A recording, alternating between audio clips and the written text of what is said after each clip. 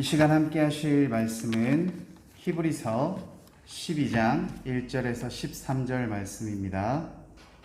신약성경 히브리서 12장 1절에서 3절 말씀, 1절에서 13절 말씀입니다. 히브리서 12장 1절에서 13절 말씀입니다. 말씀을 한 절씩 읽도록 하겠습니다. 이러므로 우리에게 구름같이 둘러싼 허다한 증인들이 있으니 모든 무거운 것과 얽매이기 쉬운 죄를 벗어버리고 인내로써 우리 앞에 당한 경주를 하며 믿음에 들어가고 온전하게 하시는 이 예수를 바라보라. 그는 그 앞에 있는 기쁨을 위하여 십자가를 찾아 부끄러움을 예치하지 않으시니 하나님 보좌 우편에 앉으셨느니라. 너희가 피곤하여 낙심하지 않기 위하여 죄인들이 이같이 자기에게 거역한 일을 참으신 일을 생각하라. 너희가 죄와 싸우되 아직 이르기까지는 대항하지 아니하고 또 아들들에게 권하는 것 같이 너희에게 권면하신 말씀도 잊었도다. 일러스되 내 아들아 주의 징계하심을 경히 여기지 말며 그에게 꾸지람을 받을 때에 낙심하지 말라. 주께서 그 사랑하시는 자를 징계하시고 그가 받아들이는 아들마다 찝찝하시리라 하였으니 너희가 참음은 징계를 받기 위함이라. 하나님의 아들과 같이 너희를 대우하시나니 어찌 아버지가 징계하지 않는 아들이 있으리요. 징계는 다 받은 것이거늘 너희의 격수는 자생자요 친아들이 아니니라. 또 우리 육신의 아버지가 우리를 징계하여도 공경하였거든 하물며 모든 영의 아버지께서 더욱 복종하며 살려 하지 않겠느냐. 그들은 잠시 자기의 뜻대로 우리를 징계하였거니와 오직 하나님은 우리의 유익을 위하여 그의 거룩하심에 참여하게 하시리라. 무릇 징계가 당시에는 즐거워 보이지 않고 슬퍼 보이나 후에 그로 말미암아 연단받은 자들은 의와 평강의 열매를 맺느니라. 그러므로 피곤한 손과 연약한 무릎을 일으켜 세우고 함께 읽겠습니다. 너희 발을 위하여 곧은 길을 만들어 저는 다리로 하여금 어그러지지 않고 고침을 받게 하라. 아멘. 거룩하신 하나님 아버지, 오늘도 분별하여 주님을 사랑함으로 주를 의지함으로 주를 위해 이 자리에 예배드리러 하나님께 은혜 받으러 나온 우리 귀한 성도들이 있습니다. 하나님 그 성도들에게 하나님의 크신 은혜와 사랑과 평강과 우리를 자유케 하는 진리의 말씀이 선포되길 원합니다. 그 말씀을 통해 우리 성도들의 묶인 모든 죄가 떠나가게 하시고 우리를 무겁게 하는 모든 죄를 해방시켜 주시옵시고 우리가 인내를 통하여서 우리에게 당한 그 경주를 예수님을 바라봄으로 이겨낼 수 있는 주님을 바라보며 삶을 살아가는 우리 귀한 성도들 될 수 있도록 하나님 새 힘을 더하여 주시고 축복하여 주시옵소서. 이 시간 하나님 함께하여 주실 줄 믿습니다. 우리 주 예수 그리스도 이름으로 기도드립니다. 아멘. 할렐루야. 네, 함께 인사하겠습니다. 우리 좌우 옆 사람을 보시고 오늘 참 잘 오셨습니다. 한 번 더 인사하겠습니다. 하나님이 당신과 함께 하십니다. 아멘. 하나님께서 우리 성도님들 한 분 한 분과 함께 하심을 믿고 이 시간 함께 하시기를 간절히 소망합니다. 오늘 말씀은 히브리서의 말씀입니다. 여러분 혹시 경주 아시죠? 경주하면 어떤 생각 떠오르세요? 경주하면 처음에 그 포항 옆에 있는 경주, 불국사 경주 이 생각 나더라고요. 지역인 경주. 근데 그 경주 아니고요. 어떤 경주를 말씀드리냐면 이런 경주예요. 정해진 거리를 두고 그 거리를 달려서 누가 가장 빠른지를 겨루는 그런 의미를 가진 경주를 지금 말하고 있습니다. 흔히들 사람들이 인생을 경주에 비교하잖아요. 뭐 단거리 뭐 이런 거 아니고 마라톤 같이 우리 긴 인생은 그러한 장거리 경주에 우리를 비교하는 경우가 많습니다. 그 인생의 마라톤을 하면서 때로는 빨리 갈 때도 있을 것이고, 때로는 힘들고, 때로는 어려운 길도 가면서 어떻게 하면 이 마라톤을 잘 달릴 수 있을까? 아마 그런 고민 속에서 아마 인생이 경주와 닮았다라고 얘기를 하는 것 같습니다. 우리의 인생도, 이 땅에서의 인생도 무한하지 않잖아요. 가는 시간은 정해져 있지 않지만 영원히 사는 것은 분명히 아니기 때문에 우리의 삶에는 한계가 있습니다. 따라서 우리의 주어진 인생의 거리를 어떻게 달려왔는지에 따라서 사람들은 인생의 성공과 실패를 결정하는 것 같습니다.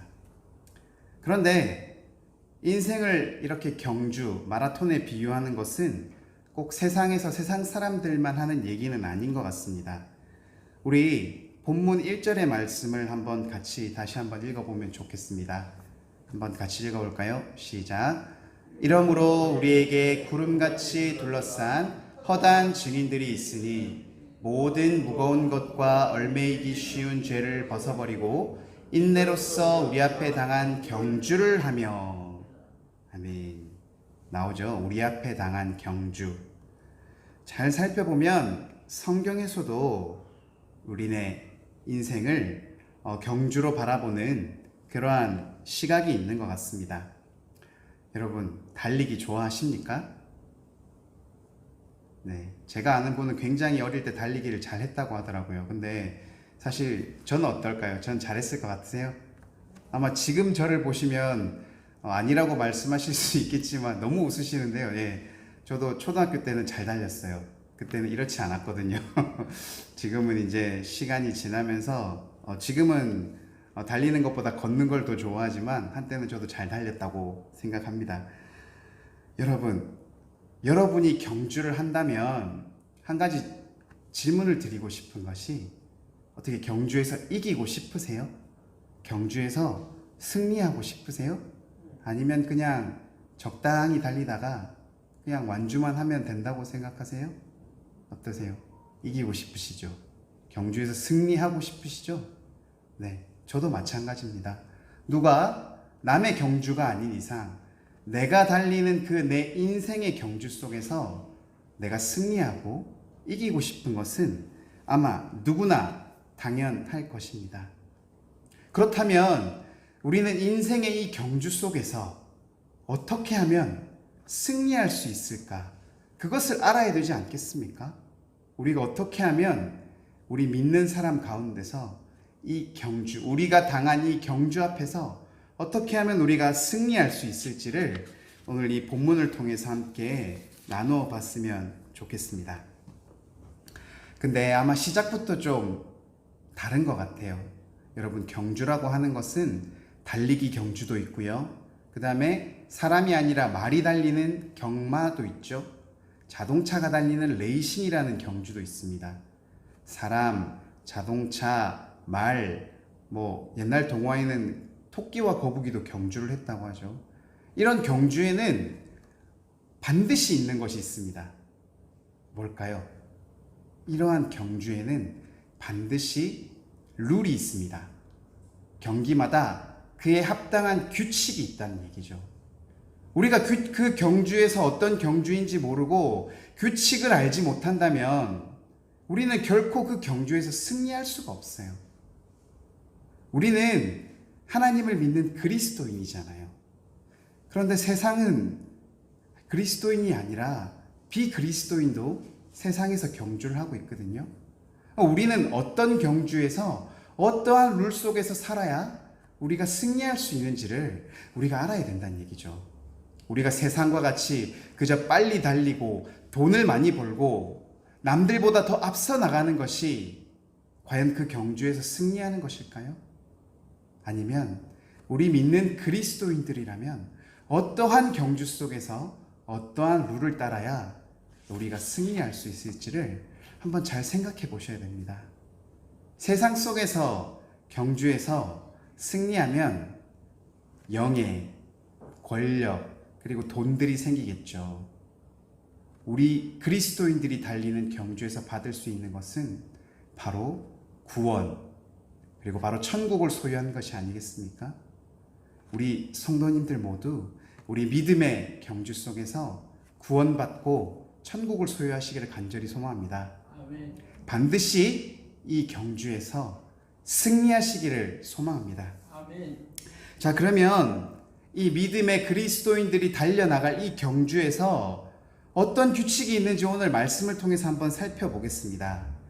우리 다시 한번 히브리서 12장 1절을 한번 펴주겠어요? 제가 한번 읽어보겠습니다.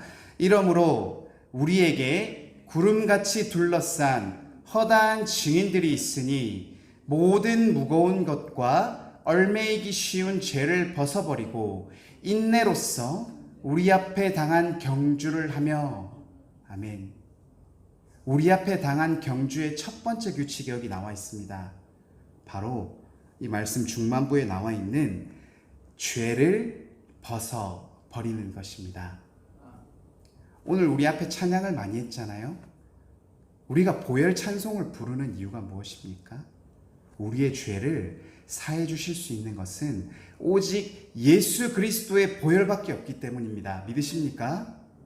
우리가 이 보혈 찬송을 통해서 우리가 날마다 짓는 우리들의 죄를 깨닫고 회개하기를 간절히 바라는 것입니다. 아멘. 여러분, 오늘 본문 말씀에 죄의 특성에 대해서 나와 있습니다. 두 가지 특성이 나와 있는데요. 첫 번째는 죄는 우리를 무겁게 한다는 것입니다. 죄가 우리를 무겁게 한다고요. 여러분, 우리는 죄를 짓는데요, 우리의 마음의 짐이 있습니다. 우리 마음속에 얼마나 우리가 생각하지 못했던 그런 복잡하고 우리를 힘들게 하는 마음의 짐이 있지 않습니까? 그 마음속으로 짓는 죄들이 우리가 얼마나 많습니까? 그것만 있겠습니까? 우리는 생활 속에 그런 짐도 가지고 있습니다. 우리가 살면서 하나님의 뜻대로 살아가지 못했던 그 모든 순간순간들이 우리 마음속에 죄책감으로 남아있지 않습니까? 또한 우리는 생각으로도 많은 죄와 짐을 짓고 있습니다. 우리 말씀 속에 실제 행동하는 것이 아니라 네가 생각하는 그것까지도 죄라고 우리 성경은 말씀하고 있지 않습니까? 이러한 많은 죄들이 짐으로 바뀌어서 우리를 마음을 무겁게 하는 것입니다. 이렇게 무겁게 하는 죄들은 우리를 죄에서부터 달아날 수 없도록 만드는 것이 아니겠습니까? 여러분은 지금 앉아 있습니까? 서 있습니까? 앉아 있죠. 저는 서 있습니까? 앉아 있습니까? 서 있죠. 앉아 있으니까 편하시죠? 왜요? 의자가 내 무게를 받쳐주기 때문입니다. 저는요, 서 있잖아요. 제 무게를 제가 버티고 있습니다. 그래서 조금 무겁습니다. 오랜 시간이 지나가면 힘들겠죠? 그런데 한번 생각해 보십시오. 오늘 여러분들이 예배를 마치고 차를 타는 것이 아니라 걸어간다고 한번 생각해 보십시오. 자그마한 것도 점점 무거워질 것인데 짐이라도 있다면 우리가 얼마나 무겁겠습니까? 마찬가지입니다. 우리의 죄가 짐으로 변하게 된다면 그것은 우리를 짓누르게 되고 결코 우리는 그 죄 속에서 빠져나올 수 없게 만드는 그런 죄의 특성이 있는 것입니다. 죄는 점점 더 불어나서 우리를 무겁게 한다는 것입니다. 또 한 가지가 있습니다. 우리를 무겁게 하고 죄는 우리를 쉽게 얽매이게 한다는 것입니다. 여러분, 하나님의 뜻에 따라 사는 게 쉬울까요? 아니면 세상의 그런 죄의 유혹대로 사는 게 편할까요? 아마 살기는 세상의 뜻에, 내 뜻에 따라 사는 게 아마 너무나도 편할 것입니다. 죄가 그렇게 우리를 유혹합니다. 하나님의 뜻에 따라서 사는 거 너무 힘들지 않아? 그냥 오늘만 그냥 네가 하고 싶은 대로 하루 살자. 다음에 또 예배 있잖아. 다음에 또 할 수 있잖아. 그렇게 우리를 유혹해 옵니다. 오늘만 예배 드리는 거 아니잖아. 우리에게 이렇게 자꾸만 쉬운 길로, 죄를 범하는 길로 유혹의 길로 우리를 인도합니다. 여러분, 이러한 범죄, 이러한 죄들이 한 번에서 끝날까요? 이러한 죄들이 자꾸만 반복됩니다. 이렇게 반복하는 죄들이 우리를 정상적인 생활에서 벗어나게 합니다.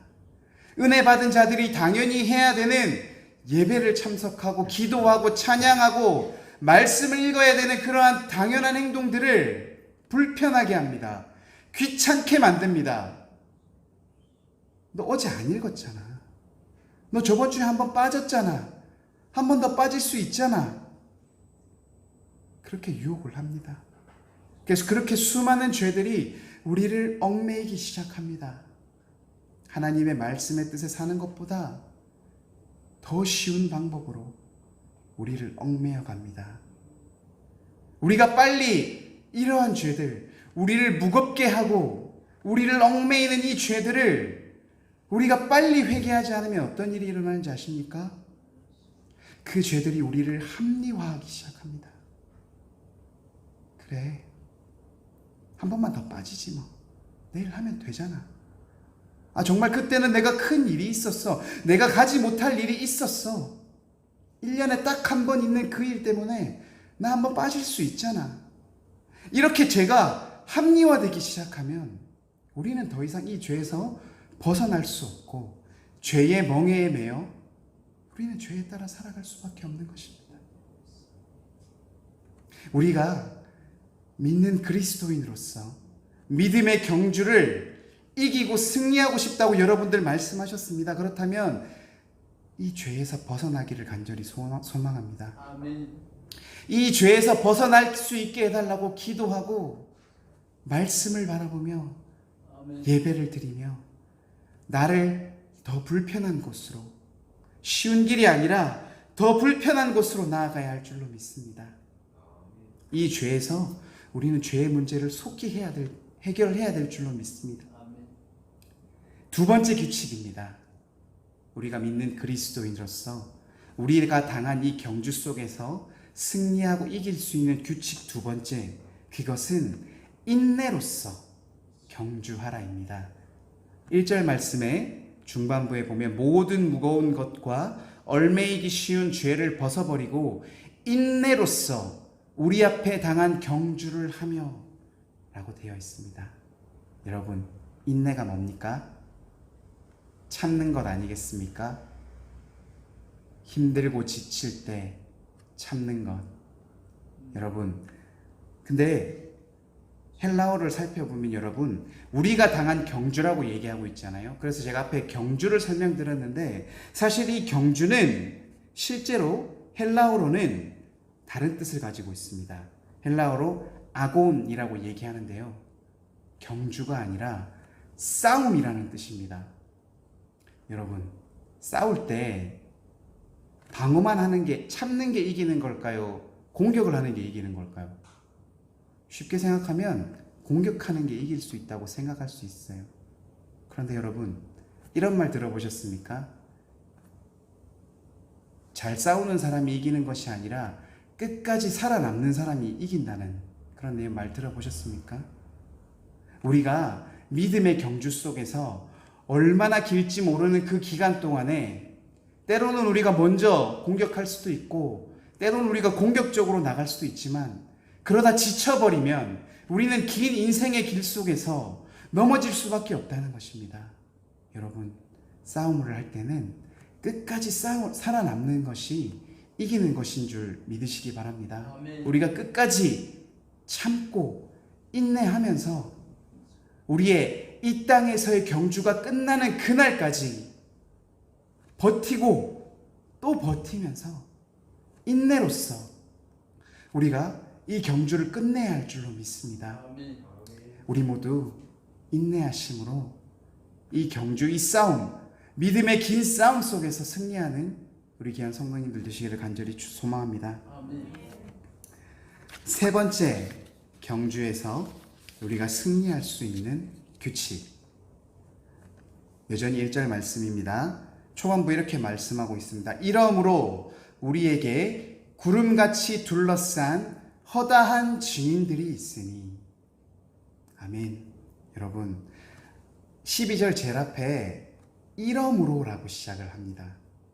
이 말은 무슨 말이냐면 그동안 앞에서 했던 그 얘기들을 통해서 그렇기 때문에 이렇다라고 얘기를 하는 것이죠. 그러면 우리는 히브리서 11장에 무슨 말씀이 나오는지를 한번 살펴봐야 되는데요.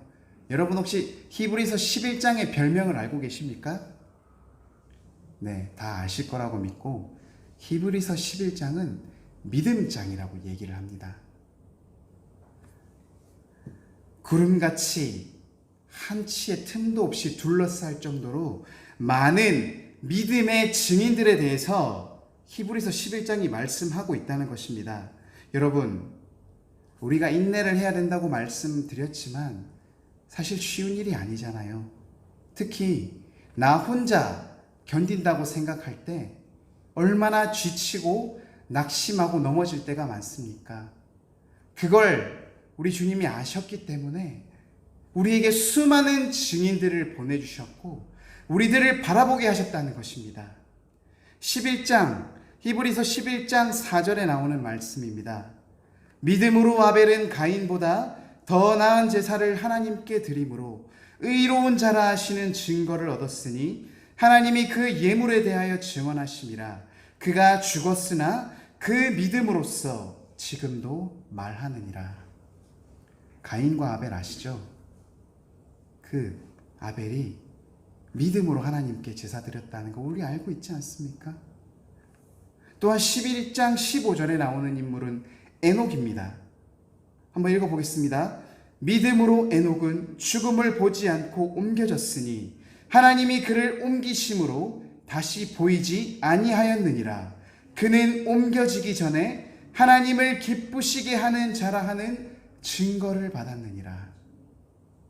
에녹 알잖아요. 그가 65세에 무드셀라를 낳고 그 이후 300년 동안 하나님과 동행하였다라고 말하는 그 에녹입니다. 그는 하나님과 동행하심으로 죽음을 보지 않고 하나님께로 올라간 인물이 아닙니까? 그뿐만이 아닙니다, 여러분. 히브리서 11장 7절에는 노아가 등장합니다.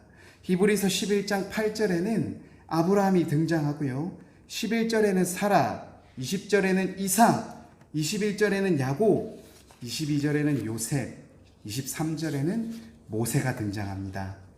31절에는 기생 라합이 등장하고요.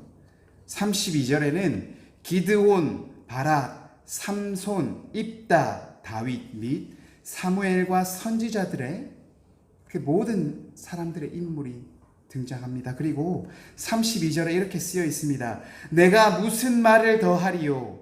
기드온, 바락, 삼손, 입다, 다윗 및 사무엘과 선지자의 일을 말하려면 내게 시간이 부족하리로다. 아멘. 히브리서 11장에 믿음으로라는 단어가 몇 번 등장하시는지 아십니까? 21번 등장합니다. 총 40절 가운데 절반이 넘게 믿음으로라는 단어가 등장합니다. 이 인물들 뿐이겠습니까? 더 많은 수많은 인물들이 믿음으로 나아갔다는 것입니다. 그 모든 믿음의 증거들을 바라보라는 것입니다. 그들을 통해서 그들의 인내함을 바라보며 너희들도 힘을 내라고 주님께서 보여주시는 거 아니겠습니까? 여러분, 저는 이 인물 중에서도 꼭 말씀드리고 싶은 게 아까 에녹이었습니다. 굉장히 짧은 설명밖에 없는 에녹이지만 누구보다도 하나님께 기뻐하시는 자람을 받았고요. 그가 하늘로 바로 올려지지 않았습니까? 그가 무엇을 했기 때문에요? 그가 하나님과 동행하였다라고 했습니다. 여러분, 동행이라는 뜻은 히브리어로 할라크라고 합니다. 우리나라 말로 따지면 걷다 라는 뜻이죠. 별 뜻 아닙니다. 걷는다. 그런데 이 걷는다는 것이 너무나도 중요하다는 사실입니다. 누구와 함께 걷느냐에 따라서 우리의 삶이 바뀌니까요. 여러분들은 누구와 함께 걷겠습니까? 그의 긴 365년의 인생 가운데 여러 가지 고난과 아픔과 수많은 문제들이 있지 않았을까요? 지금 우리가 살아가는 100년, 120년의 삶 가운데도 얼마나 답답하고 힘들고 어려운 일들이 많은데 그가 살아왔던 365년간의 그러한 삶들 가운데 그는 다른 사람이 아니라 하나님과 함께 동행하였다고 합니다. 하나님과 함께 걸었다고 하는 것입니다. 그 모든 상황과 매 순간순간마다 하나님의 뜻대로 하나님이 걸으시는 그 방향대로 에녹은 같이 걸어갔습니다. 그 걸음의 결과가 무엇입니까? 하늘로 올라간 것이죠. 창세기 5장 24절에 에녹이 하나님과 동행하더니 하나님이 그를 데려가심으로 세상에 있지 아니하였더라. 아멘. 도전되시지 않으십니까? 우리도 에녹같이 하나님과 동행하는 삶을 살았으면 좋겠습니다. 이 수많은 하나님의 증인들처럼 하나님과 동행하며 나 혼자만 이렇게 힘들게 살아가는 것이 아니라 우리 믿음의 많은 선배들이 이렇게 인내로서 그들의 삶 속의 그 경주들 가운데 살아왔음을 우리에게 보여주셨으니 우리 또한 그렇게 살아가기를 간절히 소망합니다. 마지막 규칙 4번째입니다. 오늘 말씀의 제목이기도 하죠. 예수를 바라보자. 우리 12장 2절 말씀 한번 띄워주시겠어요? 우리 말씀을 한번 같이 읽어보겠습니다. 시작. 믿음의 주요 또 온전하게 하시는 이인 예수를 바라보자. 그는 그 앞에 있는 기쁨을 위하여 십자가를 참으사 부끄러움을 개의치 아니하시더니 하나님 보좌 우편에 앉으셨느니라. 아멘. 예수를 바라보자. 예수님이 어떤 분이십니까? 믿음의 주요, 우리의 믿음의 대상이자 또 우리를 온전케 하실 분이라는 것입니다. 이 예수님이 어떤 분이십니까? 예수님께서는 그 앞에 기쁨을 위하여라고 말씀하고 계십니다. 예수님께 기쁨이 무엇이겠습니까? 예수님이 그 앞에 기쁨을 위해서 참으셨던 것이 2가지가 있습니다. 첫 번째는 십자가의 고난을 참으셨다는 것입니다. 우리 더 이상 말 안 해도 알지 않습니까? 십자가에서 죽는다는 것은 그 당시에 가장 잔혹한 형벌이었습니다. 오랜 시간 동안 손과 발에 못 박으시고 피가 물과 피가 분리될 정도로 오랜 시간 동안 고난을 당하셨습니다. 인간으로서 겪을 수 있는 가장 큰 고난이었지 않습니까? 인간으로서 참기 힘든 그 고난을 겪으셨고요. 2번째는 부끄러움을 개의치 아니하셨다고 하셨습니다. 우리 예수님은 인간의 그런 성품도 가지고 계셨지만 하나님이시기도 했습니다. 신이었다는 얘기입니다. 이 땅에 우리를 구하러 오신 그 신이 자신의 창조물들, 자신의 피조물들에게 오히려 죄를 위해 십자가에 돌아갔다는 것, 십자가에서 고난을 받았다는 것은 신으로서 아마 겪을 수 없는 최고의 부끄러움이 아니었을까요? 인간으로서의 고난을 참으시고 신으로서의 부끄러움도 개의치 않으셨던 이유는 앞서 말씀드렸다시피 그의 앞에 있는 기쁨 때문이었습니다. 그 기쁨이 무엇입니까? 그가 사랑하는 자녀들, 그 사랑하는 자녀를 구원하기 위함이 아니었을까요? 내가 창조하고 내가 사랑하는 그 자녀 나를 믿음으로써 내가 그들을 구원해 줄 수 있다는 그 기쁨, 그리고 하나님이 주신 그 소명을 감당함으로써 하나님의 뜻을 이루어 간다는 그 두 가지의 기쁨 때문에 참 인간이자 참 신이었던 우리 예수님은 십자가에서 고난을 당하시고 부끄러움조차도 개의치 않으셨다라고 얘기를 하십니다. 그렇기 때문에 예수님은 우리 믿음의 주요, 또 우리를 온전케 하시는 그런 분이라는 것이죠. 그런 예수님을 우리가 바라보자는 것입니다. 그것이 우리 앞에 당한 이 경주를 이기고 승리하여 구원받고 천국을 소유하는 아주 중요한 네 번째 규칙입니다. 믿으십니까? 아멘. 저도 늘 이런 말씀은 죄송스럽지만 아직 많이 살지 않았지만 우리가 인생을 살다 보면 여러분 마음이 조급해질 때 있지 않습니까?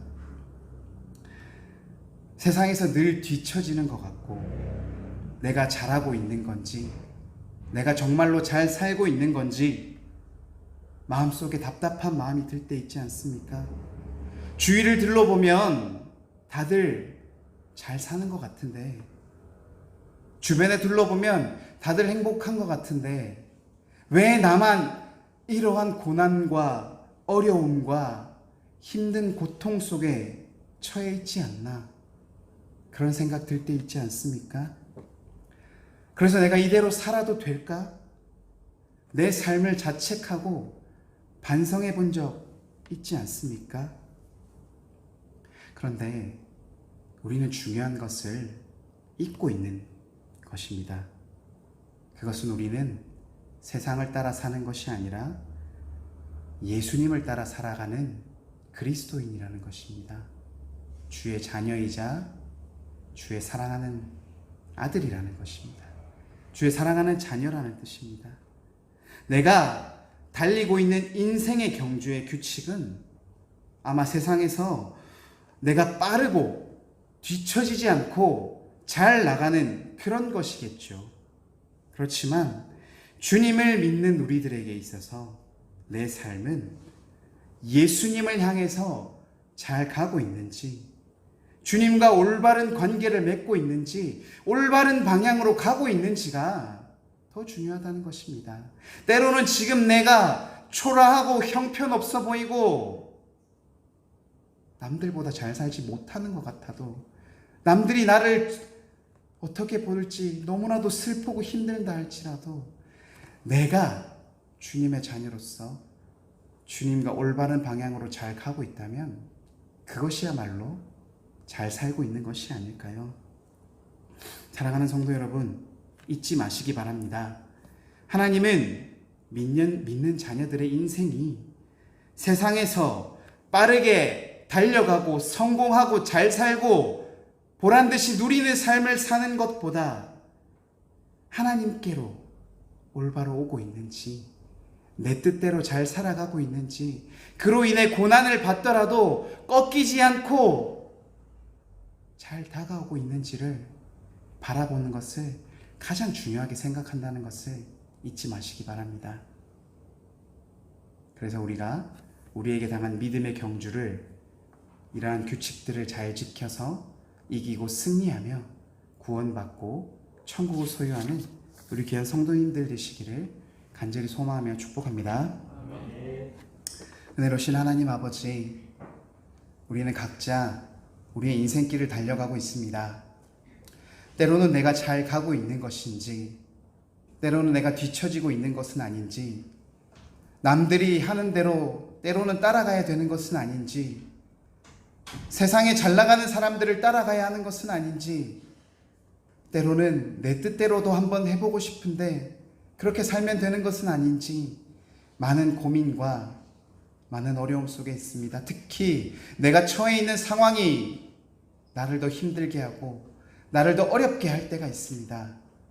그러나 하나님께서는 우리에게 세상에서 잘 나가고 세상에서 성공하는 것보다 하나님의 뜻에 따라 하나님께로 나아가는 것을 더 바라시며 기뻐하시는 분인 줄로 믿습니다.